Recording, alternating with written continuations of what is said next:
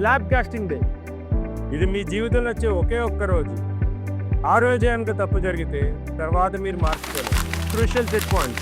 Concrete grade M20 లేదా M25 వాడాలి for better strength.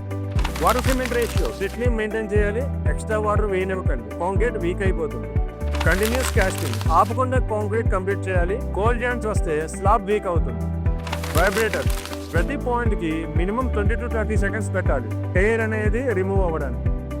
Thickness gauges, casting టైంలో depth check చేయండి, మినిమం 5 inches ఉండాలి. క్యూరింగ్, కాస్టింగ్ తర్వాత ప్రతి 2 hours-కి క్యూరింగ్ స్టార్ట్ చేయాలి. క్రాక్స్ మినిమం అవుతాయి అండ్ మినిమం 14 days వరకు పాయింట్ క్యూరింగ్ చేయాలి. 7 days వరకు హెవీ లోడ్ వేయకూడదు. స్లాబ్ వేసే రోజు మీరు తప్పక సైట్లో ఉండాలి లేదా మీ ఇంజనీర్ని పంపండి. Concrete slum cone test and cube test చేస్తాం. మీ స్లాబ్ 35 days బాగుంది. ఈ వీడియోని తప్పకుండా షేర్ చేయండి. ఎవరైతే ఫస్ట్ టైం బిల్డింగ్ కట్టుకుంటున్నారో ఇది చాలా ఇంపార్టెంట్.